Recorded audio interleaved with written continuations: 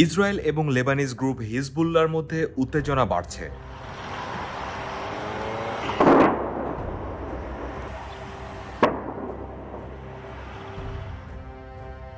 আল জাজিরায় প্রকাশিত একটি প্রতিবেদন থেকে জানা যায়, বিশ্লেষকরা বলছেন ইসরায়েল হিজবুল্লাহর বিরুদ্ধে সর্বাত্মক যুদ্ধের হুমকি দিচ্ছে, যা উভয় দেশের জন্য বিপর্যয়কর হতে পারে।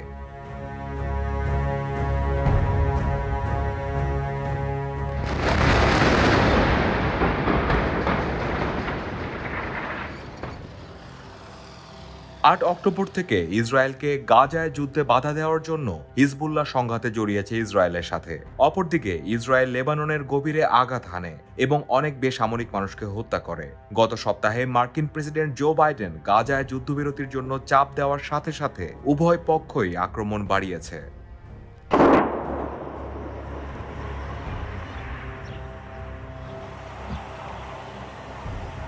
৫ জুন হিজবুল্লাহ একটি ইসরায়েলি গ্রামে দুটি আত্মঘাতী ড্রোন হামলা করে, যাতে ২ জন নিহত এবং ১১ জন আহত হয়। পরবর্তীকালে ইসরায়েলের প্রধানমন্ত্রী নেতানিয়াহু বলেছেন, ইসরায়েল লেবাননের সাথে তার সীমান্তে হিজবুল্লাহর বিরুদ্ধে অপারেশনের জন্য প্রস্তুত। উত্তেজনা বিরাজ করায় সীমান্তের দুই পাশের গ্রাম থেকে বেসামরিক নাগরিকদের সরিয়ে নেওয়া হচ্ছে।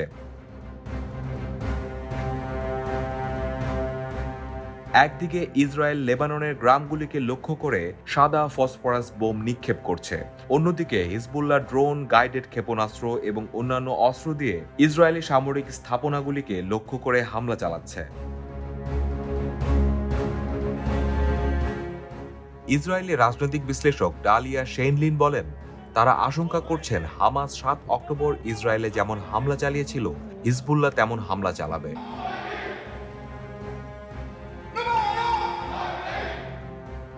অন্যদিকে বৈরুতের কার্নেগি মিডল ইস্ট সেন্টারের থিঙ্ক ট্যাঙ্কের বিশ্লেষক মাইকেল ইয়াং এর মতে, হিজবুল্লাহ সাম্প্রতিক হামলার লক্ষ্য ইসরায়েলকে সতর্ক করা যে তারা গুরুতর ক্ষতি করার ক্ষমতা রাখে। আবার তিনি আল জাজিরাকে বলেছেন, হিজবুল্লাহ লেবাননের সীমান্তে এমন পরিস্থিতি চায় না যেখানে কোনো চুক্তিতে পৌঁছানো যাবে না, কারণ তারা জানে ইসরায়েল তাদের আঘাত করতে পারে এবং তাদের যোদ্ধাদের হত্যা করতে পারে।